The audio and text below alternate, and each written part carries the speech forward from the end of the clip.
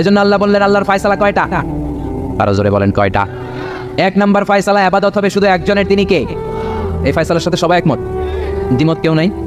কেউ নাই? দু একজন থাকতে পারে, কেউ নাই। আল্লাহ বললেন আমার প্রথম ফয়সালা ইবাদত হবে শুধু আমি আল্লাহর। দুই নাম্বার ফয়সালা ওয়া বিল ওয়ালিদাইনি ইহসানা, ইহসান হবে মাতা পিতার সাথে, মানে ভালো আচরণ হবে মাতা পিতার সাথে। বুঝা গেল ইবাদত হবে আল্লাহর, ইহসান হবে মাতা পিতার। আল্লাহর সাথে, আল্লাহর জন্য আপনি ইবাদত করবেন আর মাতা পিতার প্রতি আপনি ইহসান করবেন। ইহসান মানে সদাচরণ, ইহসান মানে খিদমত, ইহসান মানে তাদের জন্য খরচ করা, ইহসান মানে আপনার সব সম্পদ তাদের পায়ের সামনে, আপনার সব ক্ষমতা তাদের পায়ের সামনে বিলিয়ে দেয়া, বিছিয়ে দেয়া। চিল্লা এখন ঠিক কিনা? এজন্য আল্লাহ বললেন আমার দুই নাম্বার ফয়সালা ওয়া বিল ওয়ালিদাইনি ইহসানা, মাতা পিতার সাথে ইহসান করবা। আমরা বললাম আল্লাহ আপনার জন্য ইবাদত হবে এটা আমরা বুঝলাম, মাতা পিতার সাথে ইহসান কেমন করে হবে এটা আমরা বুঝলাম না। আল্লাহ বললেন ইহসান কাকে বলে যদি না বোঝো তাহলে বুঝে নাও, ইম্মা ইয়াবলুগান্না ইনদাকাল কিবারা আহাদুহুমা আও কিলাহুমা ফালা তাকুল লাহুমা উফ। আল্লাহ নিজেই ইহসানের ব্যাখ্যা দিচ্ছেন। আল্লাহ বললেন ইহসানের প্রথম তাফসীর হলো আব্বা আম্মা একজন কিংবা দুইজন যখন বার্ধক্যে উপনীত হয়ে যায়, যখন বয়সে পৌঁছে যায়, খবরদার তাদের কোনো কাজে তুমি নাক ছিটকাতে পারবা না, তাদের কোনো কাজে নাক ছিটকাতে পারবে না, তাদের কোনো কাজে এমনকি উফ শব্দটাও বলা যাবে না। চিল্লা এখন ঠিক কিনা? কারণ আমরা যখন ছোট ছিলাম বাবা মারে কষ্ট দিয়েছি কি দেই নাই? আপনার কত বছর আগের ঘটনা মনে আছে? আপনার বয়স যখন 3 তখন আপনি কি করছিলেন মনে আছে? তো ওইটাই যদি মনে না থাকে, বয়স যখন 2 ছিল ওগুলো মনে আছে? বয়স যখন 1 ছিল ওগুলো মনে আছে? জ্বালাতনটা তো ওই সময় বেশি করছে। চিল্লা এখন ঠিক কিনা?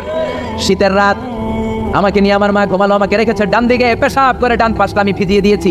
আমার মা আমাকে ঘর থেকে বের করে দেয় নাই, শীতের রাতে বাম দিকে আমাকে শোয়ালো। কনকনে মাঘ মাসের শীতের রাতে বাম পাশটাতেও পেশাব করে ভিজিয়ে দিলাম, আমার মামারে ঘর থেকে বের করে দেয় নাই। আমার মা তার বুকের মাঝখানে রেখে ঘুমাতে শুরু করেছে।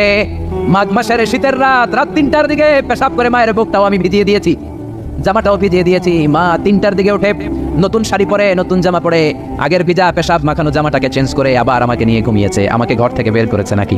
জোরে বলেন। এজন্য আল্লাহ বুঝাতে চাইলেন গোলাম ছোট্টবেলা যেমনি কষ্ট দিয়েছো মা বাবা রেগে যায় নাই, তোরা লাথি মেরে ঘর থেকে তাড়ায় দেয় নাই, তোরা এতিমখানায় দেয় নাই। মা বাবা বয়সে যখন উপনীত হয়ে যায়, বার্ধক্যে যখন পৌঁছে যায়, ওই মা বাবারে খবরদার বৃদ্ধাশ্রমে দিয়ে আসবি না। বৃদ্ধাশ্রম বাংলাদেশে আছে না নাই? ছেলে আমার মস্ত মানুষ, মস্ত অফিসার, মস্ত ফ্ল্যাটে যায় না দেখা এ পারে ও পার, নানান রকম জিনিস আর আসবাব দামি দামি, সবচেয়ে কম দামি ছিলাম একে মাত্র আমি। ছেলের আবার আমার প্রতি অগাধ সম্ভ্রম, আমার ঠিকানা তাই বৃদ্ধাশ্রম। ঠিক না?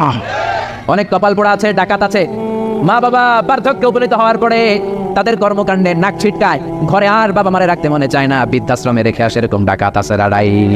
বাবা মারে বৃদ্ধাশ্রমে